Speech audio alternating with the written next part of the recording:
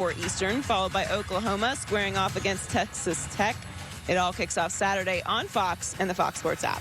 So people have an effect on other people. We know this to be true. You could ask any child psychologist. What I'm about to say is not really disputable or arguable, is that little kids affect each other. Let's say you have 2 daughters.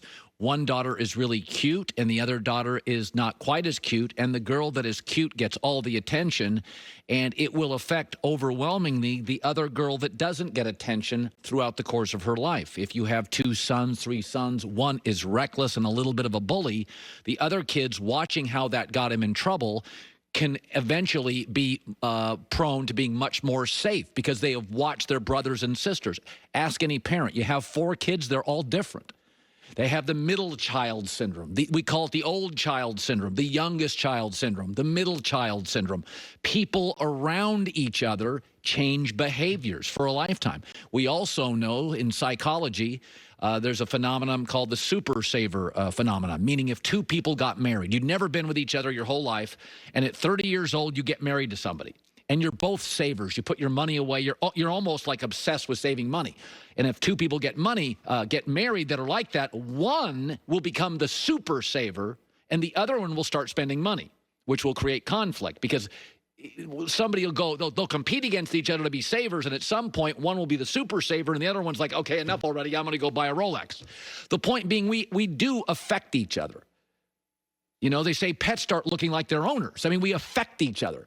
So Odell Beckham leaving, the Browns are better. I said that, and I've been saying this for 2 years. They're better without him. Now, that's Baker Mayfield said, that's insensitive. How can you say that? I've been saying that for 2 years, regardless of the injury.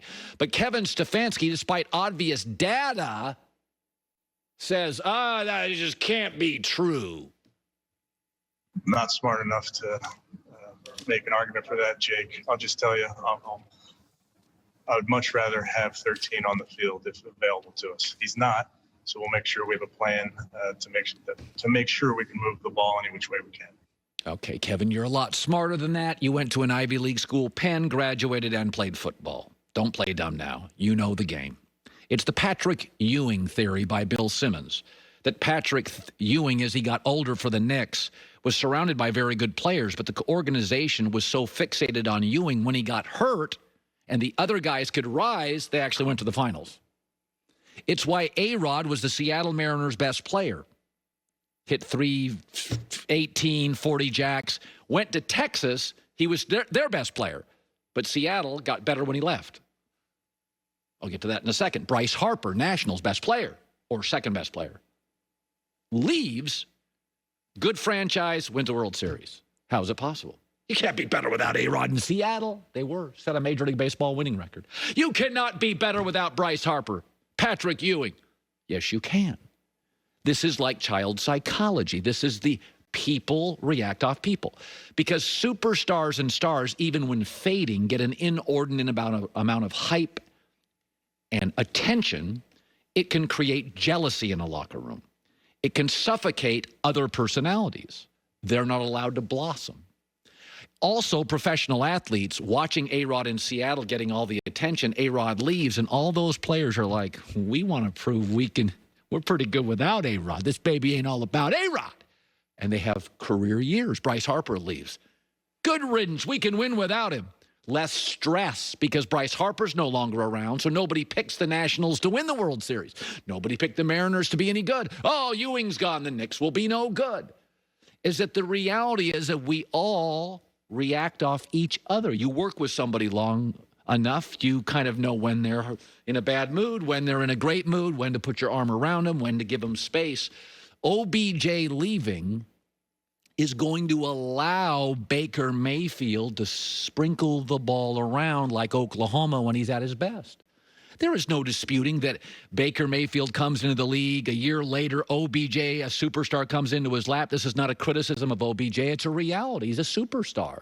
He's good looking. He's got flair. He's the one-headed catch. He's got a brand. He's got a Bentley. He's got this and that. And Baker feels a need to get him the ball. Wouldn't you? Be one thing if it's Brady or Aaron Rodgers or Russell Wilson. Talk to the hand. I'll get it to you when I want to get it to you because I'm a star too. This is not a knock on OBJ. It's a reality of who he is, a generationally gifted wide receiver who comes with a personality, a brand, an expectation, a flair, drama. Kevin Stefanski knows this. Cleveland's going to be better. OBJ is going to be fine. It's not insensitive. He's going to have a career. He's already rich. He's a good kid. He was always a good soldier in Cleveland. But the idea that you can't get better when you lose A-Rod or Bryce Harper or Patrick Ewing is utter nonsense. It's why the daughters and sons and coworkers and couples, my wife's an artist. She's more emotional. When she's in one of her moods, I just know how to react at this point in my career. I back off. I help here. Her emotions change how I act all the time. My expectations change. My habits change. My movements change. My words change.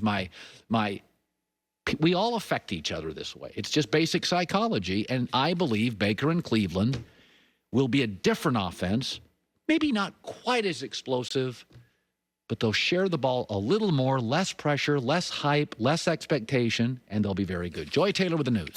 No.